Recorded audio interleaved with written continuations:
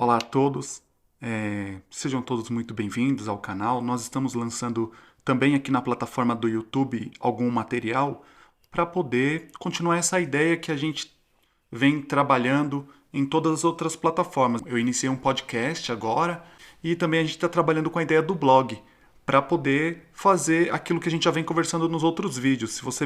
Se você acompanhou os 2 vídeos anteriores que eu postei trazendo essa ideia de divulgar a Constituição, divulgar as leis, divulgar as normas, é essa ideia que a gente vai partir. Considerando, depois de algumas conversas com alguns colegas, a gente entendeu que tem muita gente que ignora completamente a Constituição Federal, ignora completamente as normas, ignora completamente as leis, e isso não é viável hoje, nos dias que a gente está, tanto avanço na tecnologia, no conhecimento, no acesso à informação.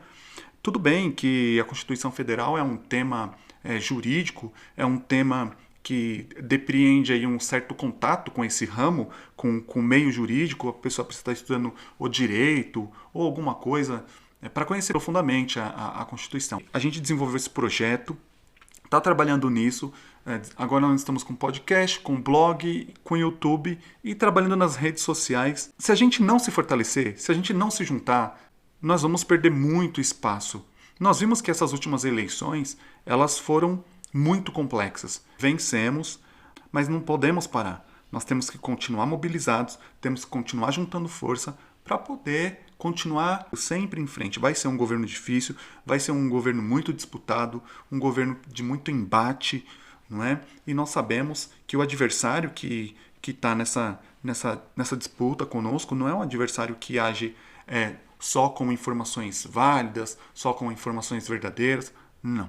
Nós temos um adversário que ele fabrica informações, produz informações e joga de uma forma, às vezes, injusta. Então nós temos que nos preparar, nós temos que, sim, juntar forças, juntar material humano para poder divulgar aquilo que a gente tem conhecimento. Um assunto que eu gosto, que eu domino, é o direito, é falar, é conversar. A gente vai, então, postar para você, postar algum material de forma simples, de forma inteligível, prática, como que se entende a Constituição Federal. Eu vou abordar esse tema, pelo menos por hora, até todo mundo começar a assimilar a Constituição Federal, entender os direitos fundamentais, as garantias que a Constituição Federal traz, entender um pouco das funções do poder, não é, da organização do Estado, e o papel dos políticos, tanto a nível federal, estadual, municipal, e aí a gente vai expandindo para outras coisas.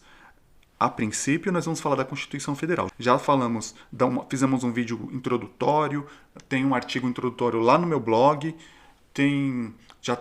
o podcast já está no ar também, e hoje também nós temos o artigo 1º já comentado, e nós já comentamos o artigo 2º, e hoje nós vamos falar sobre o artigo 2º em vídeo, porque o comentário que a gente estabeleceu sobre o artigo 2º foi no blog. No blog já tem um texto bem enxuto, bem fácil, muito simples de compreender.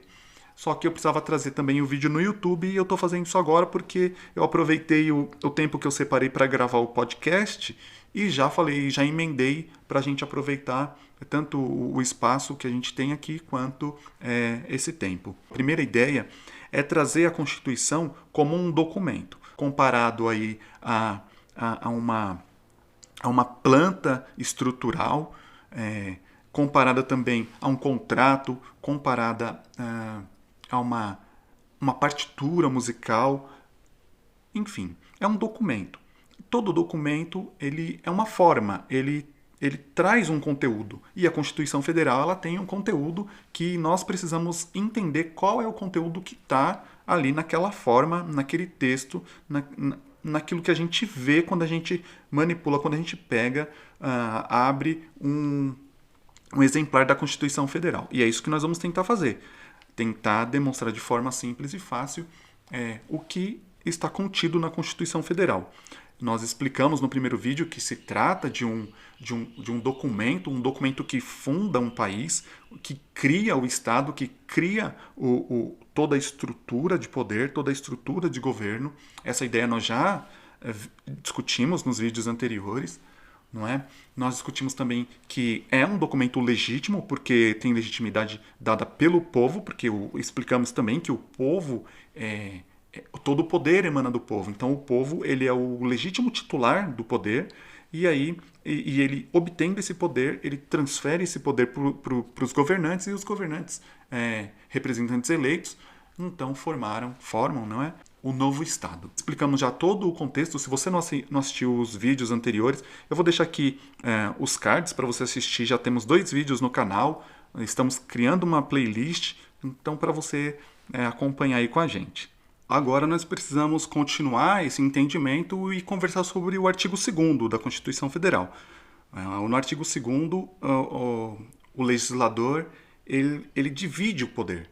O poder ele é único, ele emana do povo, o poder é um só, porém o legislador entendeu que esse poder deveria ser subdividido em funções diferentes para ele ser melhor exercido e também não existisse o risco do domínio absoluto do poder.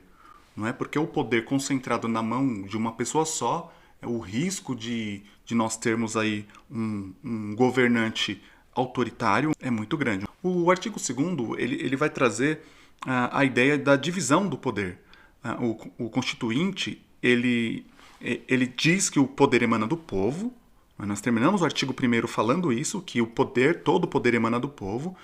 E aí ele vem e fala assim que na gestão do novo Estado, na formação desse novo país, o poder ele seria exercido de forma dividida, de forma compartilhada. E, para tanto, ele forma ali 3 funções do poder. É muito simples de entender. Para ficar mais fácil o desenho, se você entende de música, é como se fosse um acorde musical. Um acorde musical, quando você ouve, vamos pegar aí o acorde, uma tríade. Uma tríade é um acorde de 3 notas, não é? Então, um acorde bem tocado, ele soa harmonicamente. A mesma coisa é o poder. O poder, ele sendo dividido para 3, é muito mais fácil de você manter a democracia, porque o poder concentrado na mão de um só, o risco de uma tirania é muito grande. Então, o legislador entendeu que deveria subdividir o poder, né? Repartir, compartilhar o poder. A primeira função pode ser o legislativo, depois o executivo, o judiciário. Os 3 são independentes, quer dizer, o executivo não depende do judiciário, o judiciário não depende do legislativo e assim vai. Então eles são independentes entre si. Cada um tem a sua independência. Cada um pratica o ato que achar que lhe convém, desde que siga as normas estabelecidas na Constituição. Então, o poder, as 3 funções do poder, para o poder ser administrado de forma adequada, harmônica, precisam os 3 poderes estarem ali de acordo, né, de forma harmônica. Então, o judiciário não é maior do que o executivo e nem o executivo maior que o legislativo, e os 3 precisam andar harmonicamente. Tem que ser uma harmonia. São independentes, são harmônicos entre si. Cada um dos poderes ele tem uma função específica.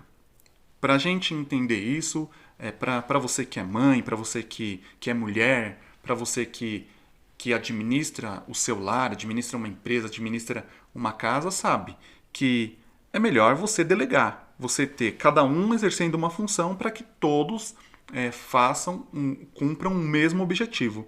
Então, o executivo ele tem uma função, o legislativo ele tem uma função e o judiciário tem uma função.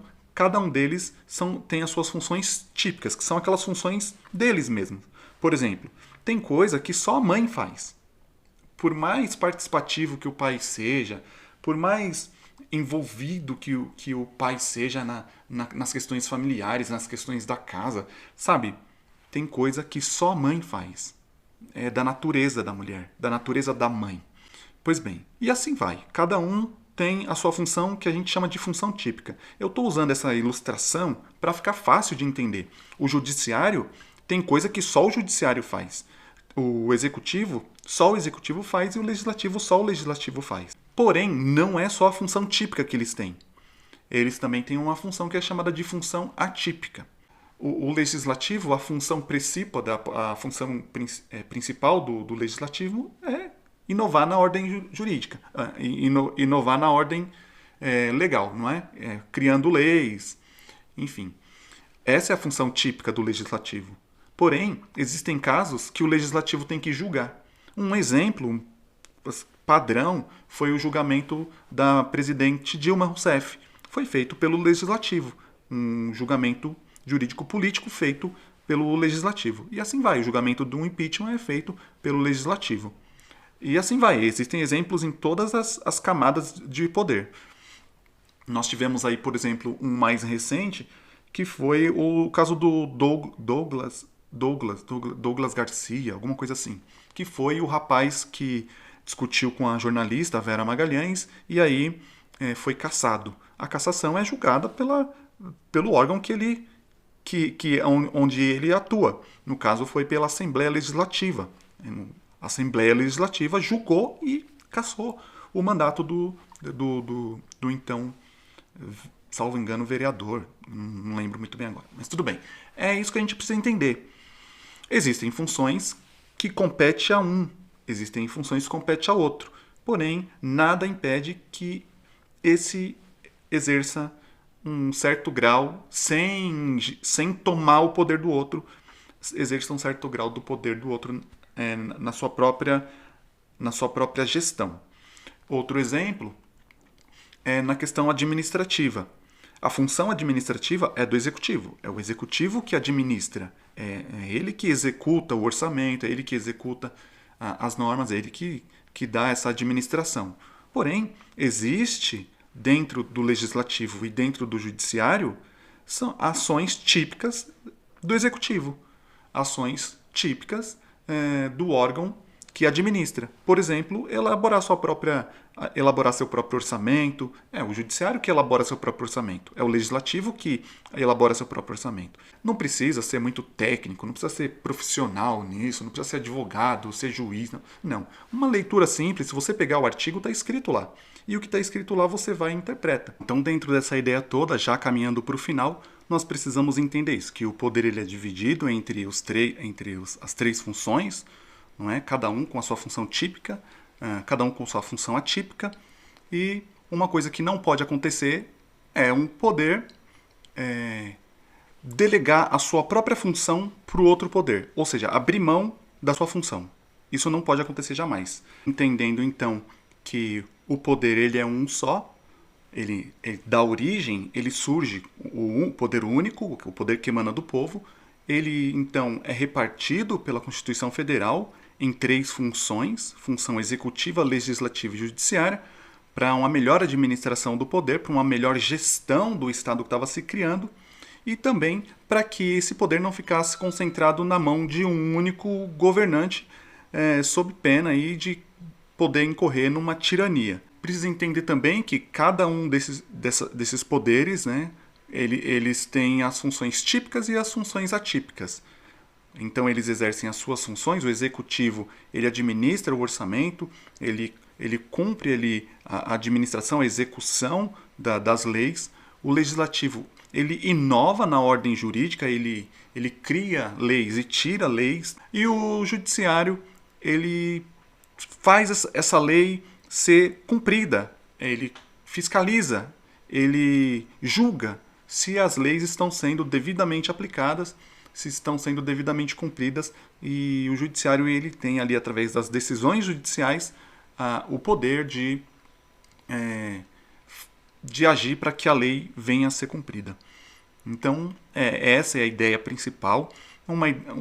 O artigo 2º é um artigo que ele tem uma certa complexidade, mas tudo isso que eu falei não está escrito ali na Constituição, na letra da lei. Se você pegar a letra, eu até vou pedir para que você faça isso para que você veja.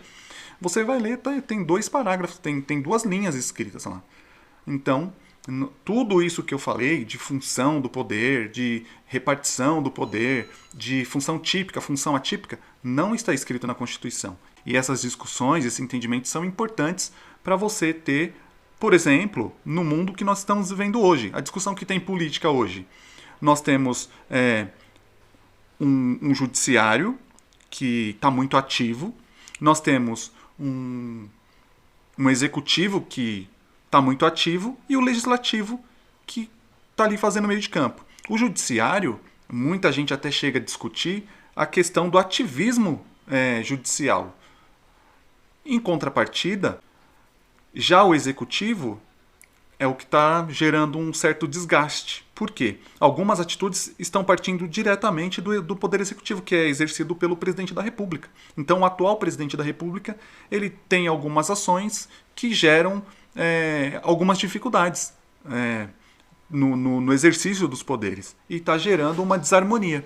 Bom, então é isso, já partimos para o final. Agradeço pelo seu tempo, pela paciência de estar ouvindo esse monte de coisa. Espero que você entenda. Se tiver dificuldade em entender também, deixa no comentário.